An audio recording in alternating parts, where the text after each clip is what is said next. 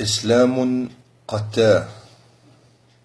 صلاة وسلام عليك يا حبيبي يا رسول الله، يا من علمتنا بأن في التمسك بسنتك الفوز والنجاة، يا من أخبرتنا بأنك تخشى علينا الدنيا أن نتنافسها كما تنافسها الذين من قبلنا فتهلكنا كما هلك الذين من قبلنا، وها نحن اليوم نلقاه.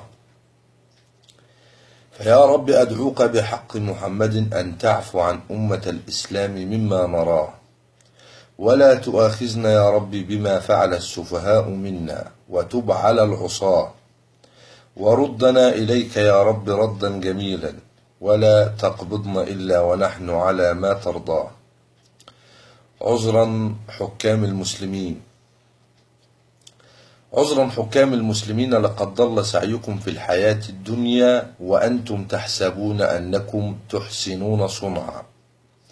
أنا لا أتجنى عليكم وعليكم قليلا أن تعيروني السمع.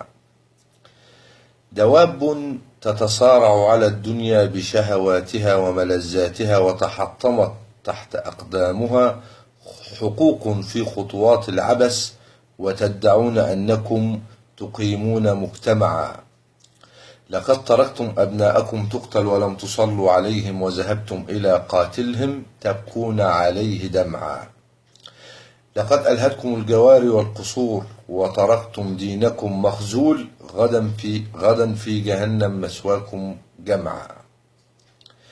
قضت عدالتكم الموقرة بأن يموت فقراء المسلمين في البحور غرقا وقهرا وجوعا.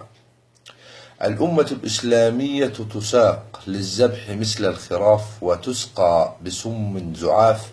بوركت البيعة أيها البيت الأبيض، فحقا من يحكمون دواب وخراف. أرضيتم بالحياة الدنيا من الآخرة يا أصحاب العقول الخفاف؟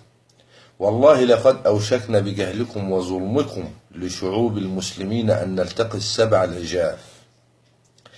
حكام الغرب اليهودي لم يجدوا ما يعاملون به شعوبهم سوى معاملات الإسلام لما به من سماحة وعدل وإنصاف. تراهم رحماء فيما بينهم، حتى الحيوان عندهم يأمن على نفسه ولا يخاف.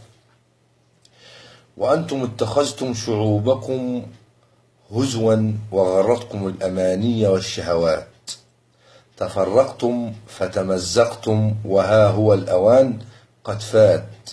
ألم يخبركم رسول الله بأن الذئب لا يأكل إلا الشاردة من الشت؟